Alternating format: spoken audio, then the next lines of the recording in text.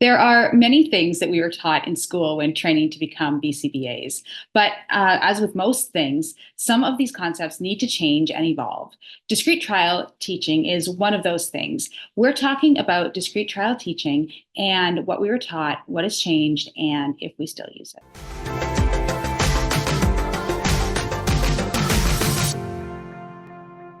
Hi, I'm Shira. And I'm Shayna.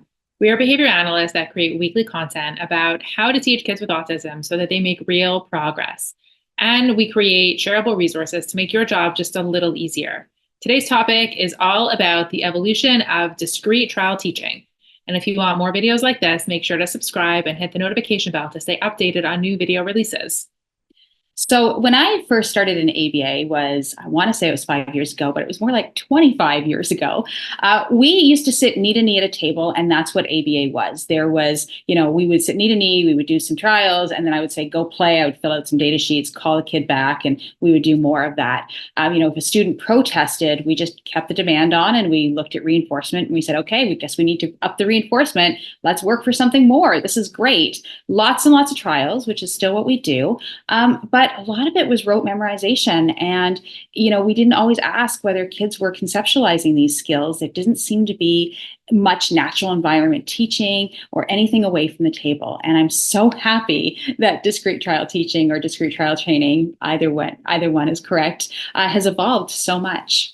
And there are a couple of misconceptions out there about DTT, and it's kind of gotten a bit of a bad reputation more recently. So we're going to break down some of those misconceptions and talk about what it really is. Because at its core, the definition of DTT, which is discrete trial teaching or training, is just this idea that our teaching involves a three-term contingency. So with any discrete trial, there is the stimulus or the instruction. There's the response, which is the behavior or whatever answer that the student is giving. And then the thing that happens after, which is the reinforcement or some other kind of consequence. So if you think about it, so many things that we're teaching or doing in our everyday lives involve the three-term contingency. So as long as you can pick apart that three-term contingency, technically, that's discrete trial teaching. The other thing with discrete trial teaching is that we want to get in multiple trials of this. So it's not just, okay, I've broken this down into, my three-term contingency once, and miraculously the student learns from that. You want to do that over and over and over again so that we can get enough trials in for the student to learn. So really what we're doing is we're looking at any skill and breaking that down into those small, discrete components. So, taking something discrete, hence discrete trial teaching, what you can do is take that discrete component of that, break it down, into the, SRS, I call it the SD, or the instruction response, and then the stimulus reinforcement. And then you would, do that, but you would do that multiple times in a row. So, those are really the only contingencies for discrete trials. So, when I said, 25 years ago, we had it at the table, why does it need to be at the table? Take it to the floor. You can do the exact same thing at the table that you're doing, or the exact same thing on the floor that you're doing at the table. So you sit crisscross on the floor and you do your trials up there.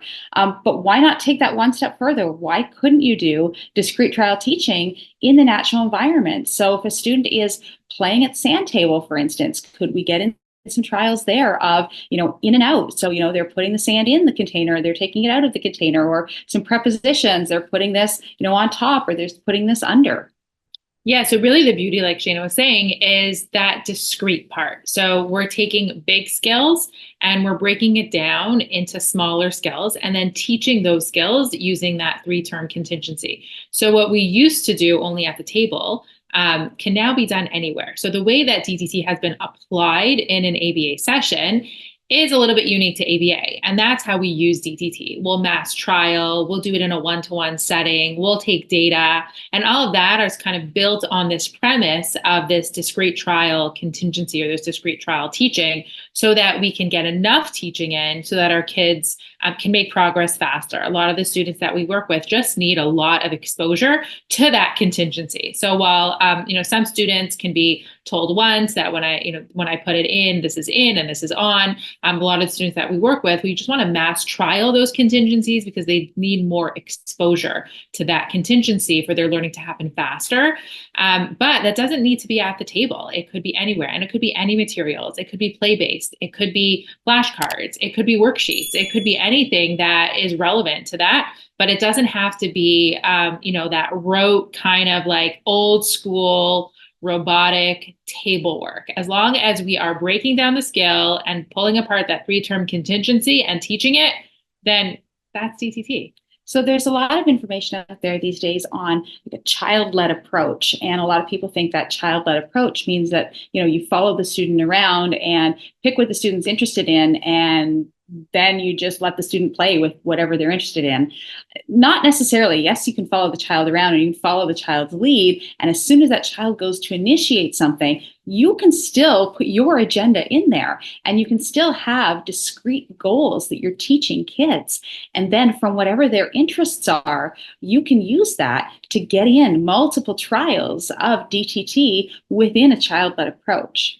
Yeah, so DTT at its core is really a good thing. It's good teaching. And we want to continue to do that with any of our kids, whether that's a child-led approach or a natural environment teaching or table work or community work. We want to know, what is our goal? What is the response that we're looking for? What is going to be the SD or the trigger for that response? And what's our response going to be to that behavior? And we need to keep thinking in those terms, no matter what the setting is or what our child is doing. It's also really important when we're doing any of these, three-term contingencies to think about the client and their assent and their dignity. And so for that, check out our other podcast on how to maintain client dignity in ABA. We don't want any of this three-term contingency to be aversive or something that the client doesn't want to do. But that's where the child-led comes in. You're doing things hopefully that are fun, that are enjoyable, that they are naturally reinforcing, or you're incorporating their reinforcers, but then just bringing it down to those discrete trials, because that is learning.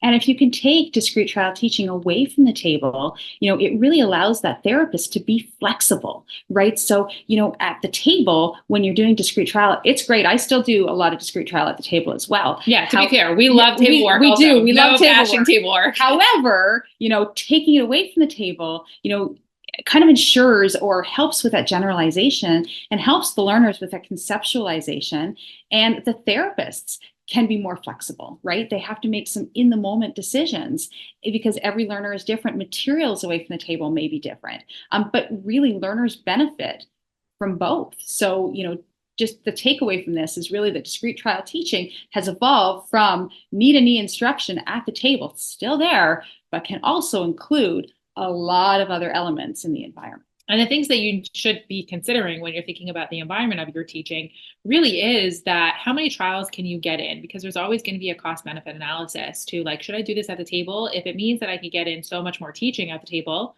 that might be a good thing, even if the child doesn't resist, versus doing it in a more play-based setting. You will often get less trials in. You will still have that DTT format, but less intensive. That might be the right solution, but you're always balancing those two. So where the DTT is being applied to, there is no right or wrong. It really just depends on what's going to be best for this student. Is it the intensivity? Is it, they're an older student and they like the sitting at the table and the structure of that, or they're a younger student and they need more flexibility.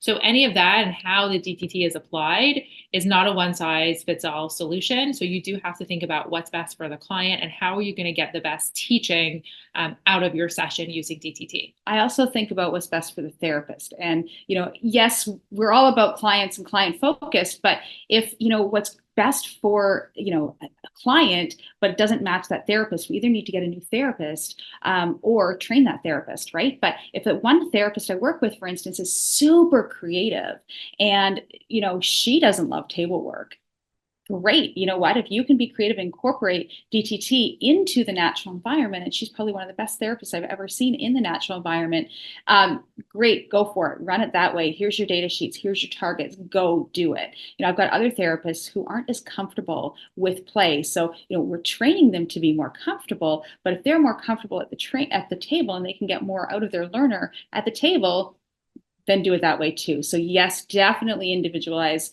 programs for the learner, but also look at the capability of your therapist and instructor as well.